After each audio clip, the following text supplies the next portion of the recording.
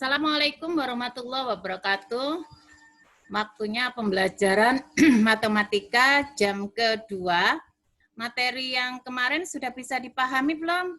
Nah, kalau misalnya sudah bisa mengerjakan tugas, kita melanjutkan tentang lanjutan dari persamaan garis lurus yang dasar, yaitu tentang gradien. Tujuan pembelajaran hari ini adalah Ananda sekalian bisa memahami konsep dasar dari gradien. Apa gradien itu? Mungkin kalau misalnya Anda bepergian ke pegunungan, sering apabila menggunakan mobil, jalanan yang ada di sana itu berupa tanjakan. Nah, seberapa besar ketinggian dari mobil bisa melampaui jalanan tersebut, itu adalah konsep dasar tentang gradien. Nah, Ibu umpamakan seperti ini, ya.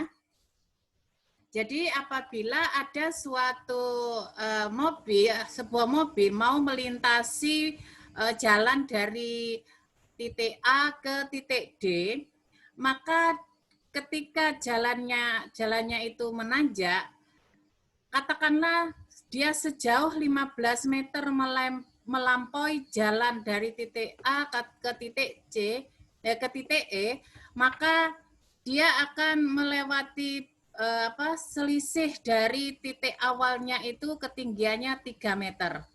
Selanjutnya sedemikian rupa setiap 15 meter dia selalu mengalami kelipatan kenaikan tingginya itu sejauh 3 mm. Nah, konsep inilah yang dipakai dasar untuk menentukan nilai gradien.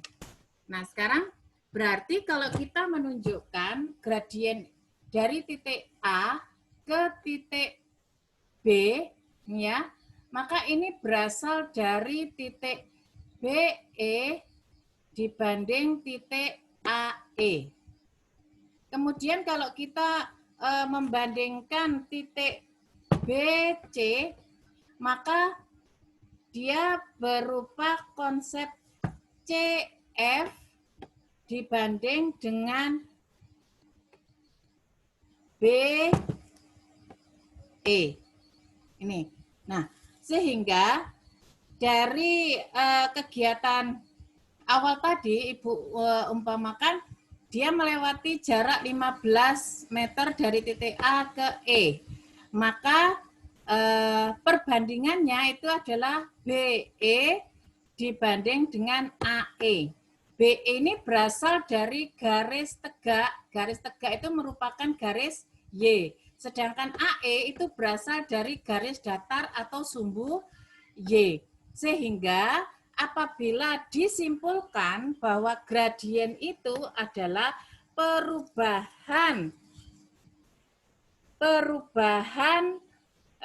nilai Y dibagi perubahan nilai X. Nah, ya, yang tadi ini adalah nilai Y karena berada pada sumbu tegaknya. Sedangkan ini adalah sumbu X, perubahan nilai Y terhadap nilai X. Nah, ini apabila menunjuk pada satu titik saja. Sekarang bagaimanakah apabila ada dua titik yang berada pada koordinat kartesius? Ibu hapus dulu ini ya.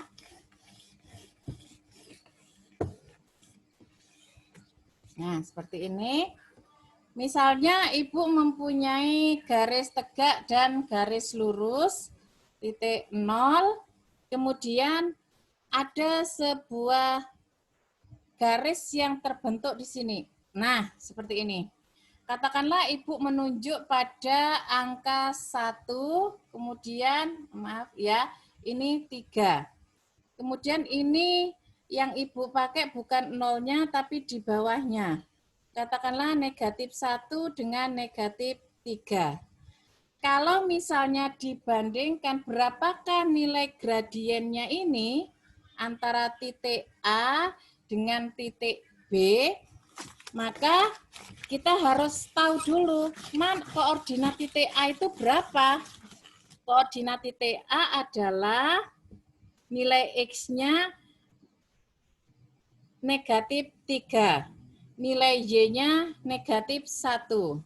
Koordinat titik B itu adalah nilai X-nya 1, nilai Y-nya 3. Maka kalau misalnya ada dua titik ini dihubungkan, maka kita membandingkannya gradien. Gradien itu selalu disimbolkan dengan M. M A ke B itu adalah dari atas ke bawah. Y2 berbanding dengan Y1 dibagi X2 dikurang X1. Nah, ini adalah nilai gradien dari dua titik tersebut.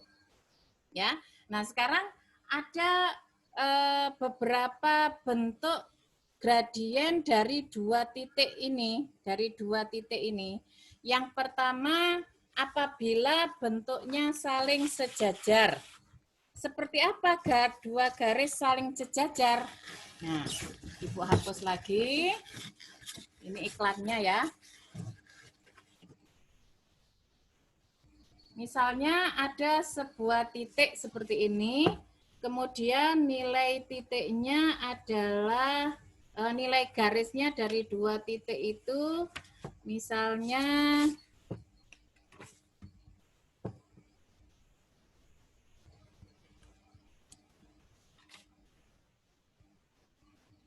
nilai titiknya adalah, nah seperti ini ya. Nah sekarang bagaimana kita menunjukkan dua titik itu saling sejajar? Sejajar itu selalu tidak pernah bertemu. Dia selalu memiliki jarak yang sama, itu namanya sejajar. Katakanlah Ibu mempunyai nilai titik di sini, syaratnya harus misalnya titik A, ya. Sembarang aja, walaupun sebelah sini misalnya Ibu punya nilai negatif 9 dengan 0. Kemudian titik B-nya misalnya negatif 5 dengan 6. Kemudian titik C-nya misalnya negatif 7 dengan negatif 3. Titik D-nya misalnya negatif 3 dengan 3. Sekarang kita bandingkan antara titik A dengan titik B. Dari rumus tadi, ya. Titik A nilainya adalah 9 dengan 0. Kemudian titik B nilainya adalah negatif 5 dengan 6. Nah, ini berarti kita cari dulu, ini nilainya X1, ini nilainya Y1, ini X2, ini Y2. Berarti kita masukkan setiap nilainya tadi, Y2, maka 6 dikurangi Y1-nya adalah 9 dibagi nilai Y1 X2-nya, maaf ya, 0, 6 dikurangi 0, nah belakangnya. Kemudian 9, Y2-nya kebalik lagi. Negatif 5 dikurang Y1-nya adalah 9. 6 dikurangi 0, 6. Kemudian negatif 5 dikurangi negatif 9, hasilnya adalah negatif 4. Maka hasilnya 6 plus negatif 4 atau negatif 6 plus negatif 6/4. Nah, sekarang kita bandingkan yang kedua. Tadi kan Ibu bilang bahwa nilai garis yang pertama tidak boleh harus sama dengan garis yang kedua, cuman jaraknya berbeda. Tadi nilai AB ketemu 4 per negatif 6/4. Apakah nilai CD nanti juga ketemu seperti itu? Kita bandingkan ya. Titik C nilainya adalah negatif 7 dengan negatif 3. Titik D-nya adalah negatif 3 dengan 3. Nah, Maka ketika kita masukkan nilai gradiennya, Y2 berarti 3 dikurangi 3 dibagi nilai X-nya negatif 7 dikurangi negatif 3. 3 kurangi 3, nilainya adalah negatif 6. Kemudian 7 dikurang 3, maka nilainya adalah 7 ditambah 3, 4. Maka hasilnya negatif 6/4. Nah, hasilnya sama. Berarti kalau dua garis saling sejajar, maka gradien garis yang pertama itu harus sama dengan gradien garis yang kedua. Ini syaratnya. Nah, apakah hanya satu saja? Ada lagi, apabila dua garis saling tegak lurus, nah ini kebalikan dari saling sejajar. Kalau sejajar tadi M1 dengan M2 harus sama. Sekarang kalau dua garis saling tegak lurus, berarti syaratnya M1 kali M2 sama dengan negatif 1. Seperti apa? Tegak lurus berarti bertemu pada satu titik pertemuan ya. Katakanlah Ibu punya garis seperti ini. Ya. Ini ada titik garis yang ada di sini itu adalah titik B negatif 2 dengan 4. Kemudian ada titik A sebelah sini. Itu nilainya titik A-nya adalah 4,2. Maka tegak lurus. Nah, ini kan bertemu pada satu titik.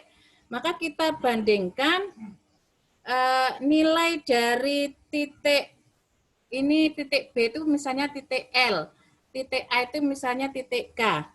Maka titik OA itu titik MK, ini ya, yang ini. Itu nilainya adalah MOA.